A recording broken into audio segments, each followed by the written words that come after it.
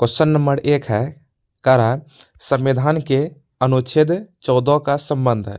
संविधान के अनुच्छेद 14 का संबंध है। ए है स्वतंत्रता से, बी है समानता से, सी है धर्म से और डी है शोषण से। तो संविधान के अनुच्छेद 14 का संबंध किससे हो जाएगा? तो हो जाएगा समानता से। बी हमारा करेक्ट हो जाएगा। संविधान के अनुच्छेद 14 कानून के समक्ष समानता की गारंटी देता है और राज्य द्वारा भेदभाव को निषेध करता है। चलिए नेक्स्ट क्वेश्चन देख लेते हैं। कह रहा है राष्ट्रीय पोषण मिशन का उद्देश्य है। राष्ट्रीय पोषण मिशन का उद्देश्य है, यह है केवल बच्चों का पोषण, बी है केवल मातृ स्वास्थ्य, सी है कुपोषण कम करना और डी है खाद्य सब्सिडी। तो राष्ट्रीय पोषण मिशन का उद्देश्य क्या हो जाएगा? तो हो जाएगा कुपोषण कम करना। सी हमारा करेक्ट हो जाएगा। इसका लक्ष्य कुपोषण, एनीमिया और कम जन्म वजन घटाना है, जिससे गरीबी में क्या हो, चोट पहुंच सके। चलिए नेक्स्ट क्वेश्चन देख लेते हैं। क्वेश्चन है वास्तविक ब्याज दर बढ़ने का प्रभाव होता है। कारण वास्तविक ब्याज दर बढ़ने का प्रभाव होता है। ए है निवेश बढ़ता है, बी है निवेश घटता है, सी है बचत घटती है और डी है मुद्रास्फीति बढ़ती है। तो वास्तविक ब्याज दर बढ़ने का प्रभाव होता है। तो करेक्ट आंसर हो जाएगा हमारा निवेश घटता है, यानी बी हमारा करेक्ट हो जाएगा। उच्च वास्तविक ब्याज दर ऋण को महंगा बनाती है, इससे निजी निवेश घटता है। चलिए नेक्स्ट क्वेश्चन देख लेते हैं। क्वेश्चन है कोर बैंकिंग समाधान क्या है? कह रहा है कोर बैंकिंग समाधान क्या है? यह है ग्रामीण बैंकिंग, बी है मोबाइल बैंकिंग, सी है केंद्रीकृत बैंकिंग और डी है सहकारी बैंकिंग। तो कोर बैंकिंग समाधान का अर्थ क्या होगा? तो वह हो जाएगा केंद्रीकृत बैंकिंग, यानी सी हमारा करेक्ट हो जाएगा। केंद्रीकृत बैंक केंद्रीय शाखा से जुड़ी होती है और ग्राहक किसी भी शाखा से सेवा ले सकता है। नेक्स्ट क्वेश्चन है हमारा, कह रहा है अजंता की गुफाएं संबंधित है। अजंता की गुफाएं संबंधित है। ए है जैन धर्म, बी है बौद्ध धर्म, बी है हिंदू धर्म, सी है बौद्ध धर्म और डी है सिख धर्म। तो अजंता की गुफाएं संबंधित है, तो हमारा करेक्ट आंसर हो जाएगा बौद्ध धर्म। अजंता की गुफाएं बौद्ध कला का एक उत्कृष्ट उदाहरण है, जिसमें जातक कथाएं का चित्रित किया गया है। चलिए नेक्स्ट क्वेश्चन देख लेते हैं। क्वेश्चन है भारत में मौद्रिक नीति कौन बनाता है? कारण भारत में मौद्रिक नीति कौन बनाता है? ए है वित्त मंत्रालय, बी है संसद, सी है आरबीआई और डी है नीति आयोग। तो भारत में मौद्रिक नीति कौन बनाता है? तो हमारा करेक्ट आंसर हो जाएगा आरबीआई।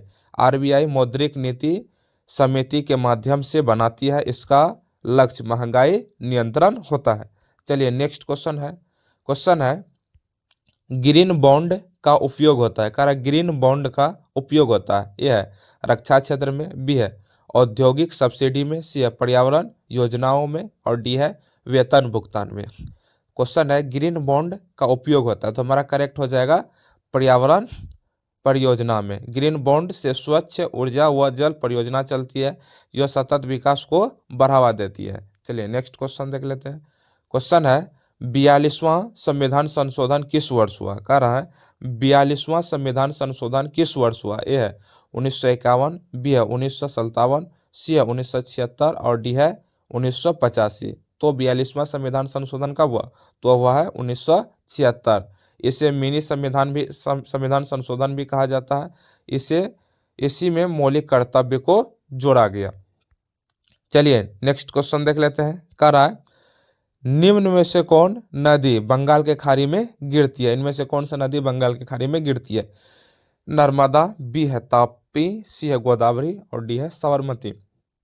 तो इनमें से कौन बंगाल के खाड़ी में गिरती है? तो वह हो जाएगा गोदावरी। गोदावरी पूर्व की ओर बहती है। यह भारत की सबसे लंबी प्रायद्वीपीय नदी भी है गोदावरी, यानी सी हमारा करेक्ट हो जाएगा। नेक्स्ट क्वेश्चन है हमारा, कह रहा है न्यूनतम समर्थन मूल्य घोषित करता है। कारण न्यूनतम समर्थन मूल्य घोषित करता है। ए है आरबीआई, बी है नीति आयोग, सी है सीएसीपी और डी है संसद। तो न्यूनतम समर्थन मूल्य घोषित करता है, तो कौन घोषित करता है?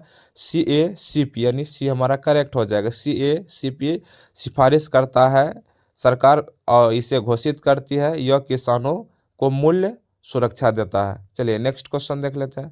क्वेश्चन है ओजोन परत को सबसे अधिक नुकसान पहुंचाने वाली गैस है? कह रहा है ओजोन परत को सबसे अधिक नुकसान पहुंचाने वाली गैस है। ए है CO2, बी है CH4, सी है CFC और डी है N2O।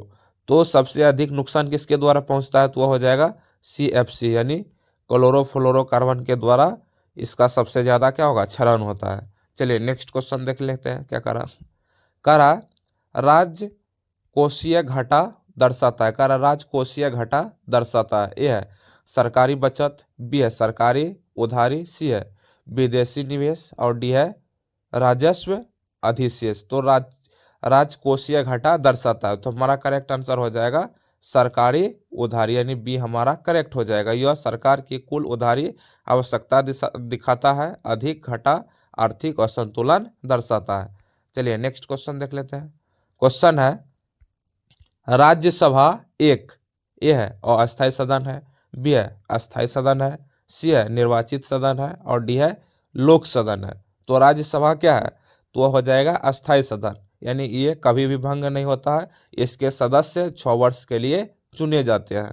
चलिए नेक्स्ट क्वेश्चन है करो या मरो का नारा दिया गया। करो या मरो का नारा दिया गया। ए है 1930, बी है 1931, सी है 1942 और डी है 1947।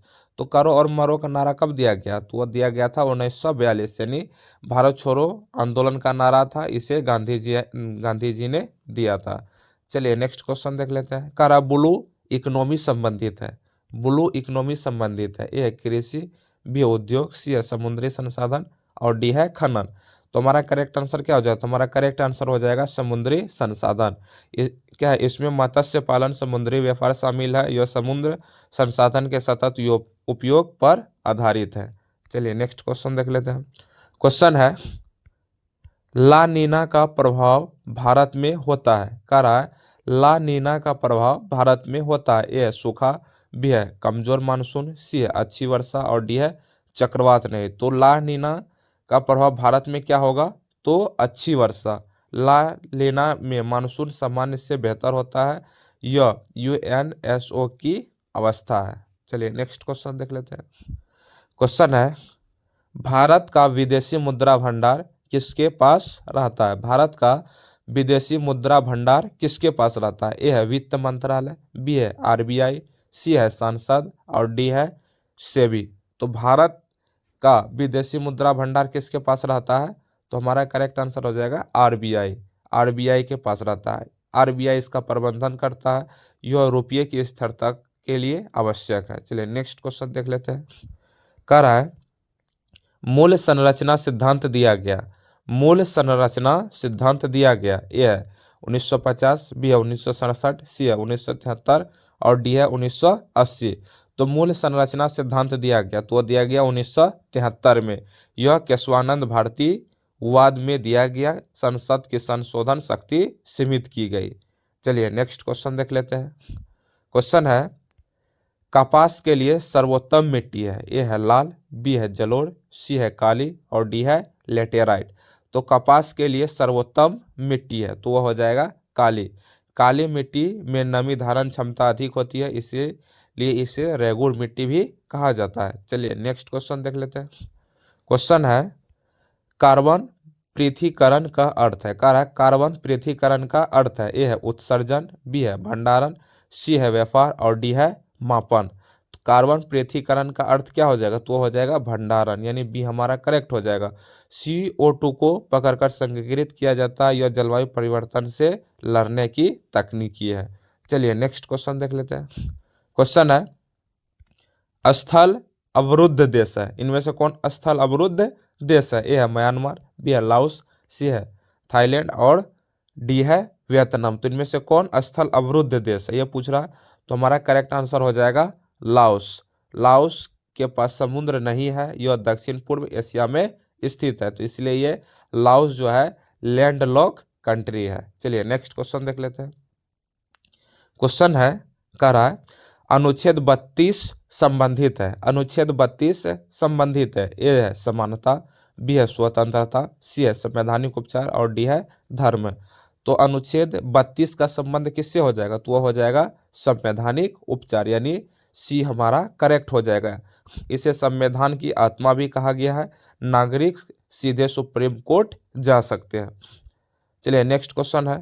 क्वेश्चन का रहा है वर्ल्ड इकोनॉमिक आउटलुक प्रकाशित करता है। कह रहा है वर्ल्ड इकोनॉमिक आउटलुक क्या है प्रकाशित करता है। ए है विश्व बैंक, बी है IMF, सी है WTO और डी है UNDP। तो हमारा करेक्ट आंसर क्या हो जाएगा IMF। तो वर्ल्ड इकोनॉमिक आउटलुक कौन प्रकाशित करता है तो IMF एक रिपोर्ट वर्ष में 2 बार प्रकाशित करता है जिसमें वैश्विक आर्थिक नुकसान को दर्शाया जाता है। चलिए नेक्स्ट क्वेश्चन देख लेते हैं। क्वेश्चन है शैडो बैंकिंग का उदाहरण है। कह रहा है शैडो बैंकिंग का उदाहरण है। ए है RBI, बी है PSU बैंक, सी है NBFC और डी है क्षेत्रीय ग्रामीण बैंक। तो शैडो बैंक का उदाहरण कौन हो जाएगा तो वो हो जाएगा NBFC, यानी सी हमारा करेक्ट हो जाएगा। NBFC बैंक जैसे कार्य करता है लेकिन उन पर पूर्ण बैंकिंग नियंत्रण नहीं होता है। चलिए नेक्स्ट क्वेश्चन देख लेते हैं। क्वेश्चन है लोकसभा का कार्यकाल होता है। लोकसभा का कार्य यह है 4, 5, 6 और डी है अस्थायी। तो लोकसभा का कार्य कितना होगा तो हो जाएगा 5। लोकसभा का अधिकतम कार्य 5 साल होगा। इसे समय से पहले भंग किया जा सकता है। वीडियो पसंद आया होगा तो चैनल को जरूर सब्सक्राइब कीजिएगा, अपने दोस्तों के साथ शेयर जरूर कीजिएगा, क्योंकि इस चैनल के माध्यम से आप बहुत कम समय में केवल इम्पोर्टेंट क्वेश्चंस को कवर कर सकते हैं। अगर वीडियो पसंद आया होगा तो शेयर भी जरूर कीजिएगा और वीडियो देखने के लिए आपका धन्यवाद।